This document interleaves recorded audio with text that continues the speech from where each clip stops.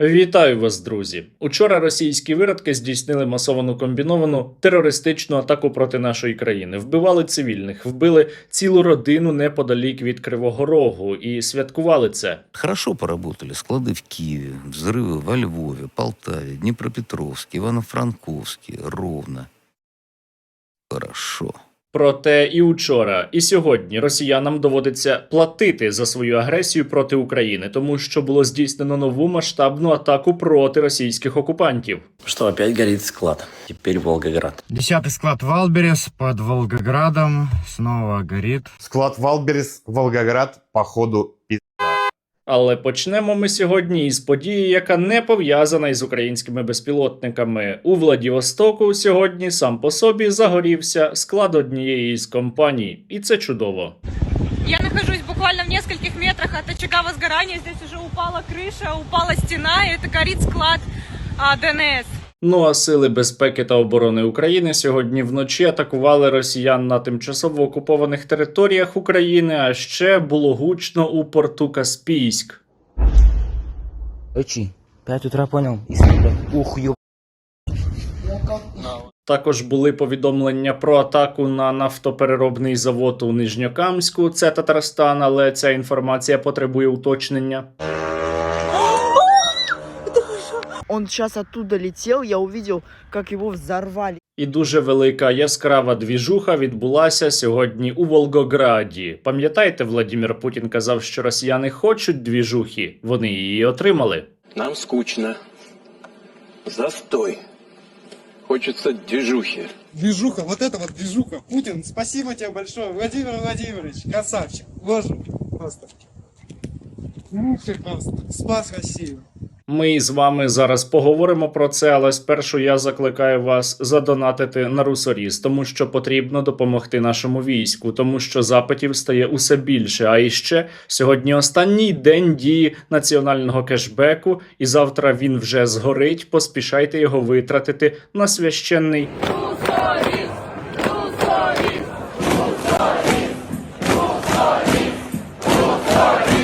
Ну і пам'ятайте, ваша підписка на мій канал сприяє хорошому травленню. Підписуйтеся. І на Телеграм також підпишіться, там багато цікавого контенту публікується протягом дня. Посилання є в описі. Сьогодні під ранок у місті Волгоград сталася прекрасна ситуація, тобто страшна для росіян.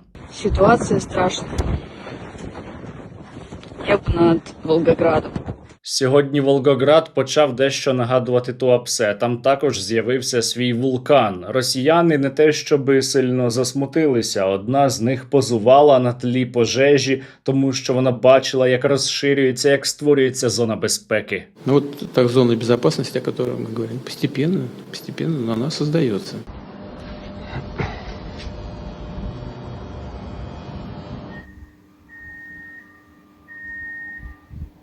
Але усе ж таки деяким росіянам не подобається спеціальна військова операція, яка відбувається у їхньому місті. Каждый раз бахает, и каждый раз кажется, что последний. Ну, надеюсь, что последний. Как так-то? У Волгограді, за попередніми даними, було уражено одразу два різних об'єкта. Перший – це нафтопереробний завод. Про це сьогодні також повідомляв і Генеральний штаб. Волгоградський нафтопереробний завод належить до компанії «Лукойл» і є найбільшим НПЗ на півдні Росії. Його проєктна потужність – близько 14,8 мільйонів тонн нафти на рік. У 2024 році він переробив майже 14 мільйонів тонн. Для розуміння, це понад 5% усієї російської нафтопереробки. Там іще є що бити. Сегодня ВНПЗ – самый эффективный среди нефтеперерабатывающих заводов «Лукойла». Волгоградские нефтепереработчики также заняли первое место по наибольшему проценту использования производительности установок и самому большому проценту эксплуатационной готовности. Ну і окрім Волгоградського НПЗ, у місті прилетіло також і по логістичному хабу компанії Wildberries, компанії, яка приречена на зникнення. І це вже визнають навіть російські пропагандисти. Они будут продолжать уничтожать всю сетку объектов Wildberries, и они их уничтожат. Дальше они перейдут к объектам энергетики, у меня тоже нет сомнений. Загалом компанія Wildberries, яка є чи не найбільшим платником податків на так званій Росії, вона насправді не потрібна була Російській Федерації. Без неї буде навіть краще. Треба, щоб українці й далі палили ті логістичні хаби. И повторю, продолжайте в том же духе. Самое главное, что мы прекрасно понимаем, почему вы этот удар нанесли. Это даже плюс. Але багато росіян, та й українці також, часто запитували, чому бомблять склади компанії Wildberries, але не чіпають конкурента Озон. Проте сьогодні ця несправедливість була майже виправлена. У Татарстані у місті Зеленодольськ дрон намагався атакувати логістичний хаб компанії Озон. На жаль, не влучив. Поки що.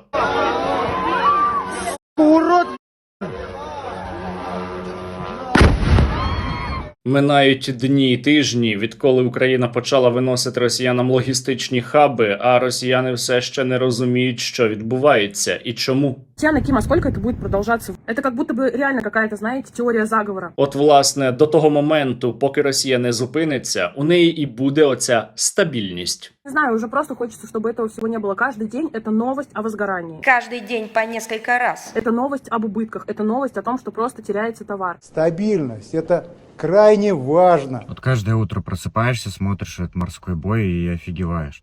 До слова про офігівання. Пам'ятаєте нашого із вами улюбленого російського блогера, який постійно плакав, коли прилітало по будь-якому зі складів компанії Wildberries? И вновь утро недоброе. Дорогие предприниматели, дорогие друзья, дорогие... Так ось оцей росіянин дуже ображається, що українці із нього насміхаються, що українці викладають його відео у соціальних мережах і каже, що так не можна робити. В чем мы виноваты? Зачем меня выставляете в пабликах? Что я для вас сделал? Скажите, зачем надо мной смеете?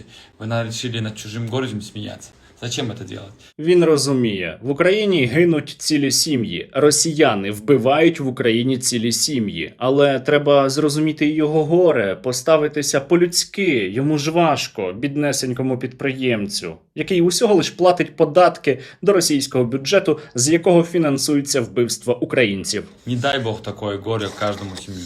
Понимаю, я семьи погибают, все остальное. Но предприниматель в чем виноват? В чем мы виноваты? Зачем меня выставляете в пабликах? Дорогі українці, припиніть викладати відео із оцим росіянином, що постійно плаче. Не думайте навіть насміхатися із нього, тому що він візьме і подасть на кожного до суду. Пожалуйста, удалите мои видео, да, которые вы выставляете. Очень прошу вас, не делайте этого, да, иначе мне придется обратиться в суд. Пожалуйста, удалите мои видео.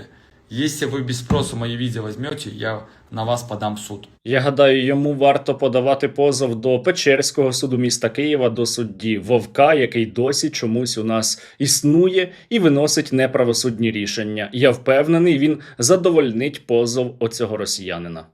Ну а те, що Російська Федерація зараз опиняється у тупиковому становищі і отримує усе більше і більше збитків внаслідок війни, яку вона сама і розпочала, розуміють навіть на кремлівському телебаченні. Но я пессимист. Я вот честно скажу, я пессимист. У меня все меньше и меньше надежд на то, что мы имеем шансы на исправление ситуации. Куда ни ткнись, везде тупик. О чем ни попроси, ответа нет. И полный стоп на все. Нет скорости, нет продвижения. Проте усе одно, на жаль, далі росіяни будуть іще проти нас воювати. Воюватимуть, поки у них іще стане сил, поки у них не почне падати політичний режим і будуть бити по наших містах. Для чого? Суто заради терору. Вони це самі визнають. Удары на сегодняшний день, наши удары по Киеву, это скорее и в большей степени медийная составляющая, нежели военная. Прямо вот серьезных целей в Киеве в самом, если я не беру объекты критической гражданской инфраструктуры, как там Киевскую ГЭС, например, я думаю, что их там нет. Поїхавші агресивні дегенерати не те, що не думають, як припинити війну проти України, щоби припинити самим страждати. Вони ще й хочуть атакувати знову і знову країни НАТО, як вони учора зробили із Польщею, куди цілеспрямовано скерували ракету Х-101. Ключевое к этой минуте. ПВО НАТО, если ракета была и правда российской, не сумела сбить цель. То есть в случае реального, а не воображаемого нападения Путина, Польша беззащитна. Ну, то есть надо бить не по полю в Люблине, а уже, наверное, по Жешеву. Официально. Вернемся. І я нагадаю, що у той самий час в Україні досі немає призначеного міністра оборони. А українці продовжують виходити на протести, бо їх не чують. Виходили також і учора, хоча знову ж таки не було ніяких анонсів. Мають вийти і сьогодні на велику ходу у Києві о 19:00 від парку Шевченка. Ганьба! Ганьба! Україна! Понад усе! Дякую вам за те, що ви демонструєте свою громадянську позицію. Дякую, що не мовчите і добиваєтеся справедливості. І окремо дякую за те, що не перестаєте допомагати нашому війську, яке за минулу добу завдяки вам отримало іще 114 нових FPV. Дякуємо давнім друзям підрозділу ТВАС Сергію Стороненко та його спільноті за допомогу. Багато не розкажемо і не покажемо, але результати вам точно сподобаються. Робимо ворогу боляче. Ваші донати на секретний ресурс працюють. Дякуємо. Разом переможемо. Бажаємо здоров'я. Дякую спільноті Сергія Стерненка та особисто Сергію за ці чудові 60 дронів, 2 носія ретранслятора та 2 самих ретранслятора. Разом до перемоги. Слава Україні! Героям слава! Бажаємо здоров'я! Ми пілоти прикордонного підрозділу «Фенікс». Хочемо подякувати вам, спільноті Стерненко, пану Сергію особисто, за ці надані нам чудові FPV-дрони на оптоволокні. Кожен з цих дронів – це мінус один російський окупант на нашій землі. Русоріс триває! Слава Україні! Героям слава! Я твердо переконаний, що Україна може перемогти так звану Російську Федерацію, але для початку вона має не програти свою внутрішню боротьбу за майбутнє. Слава Україні, друзі!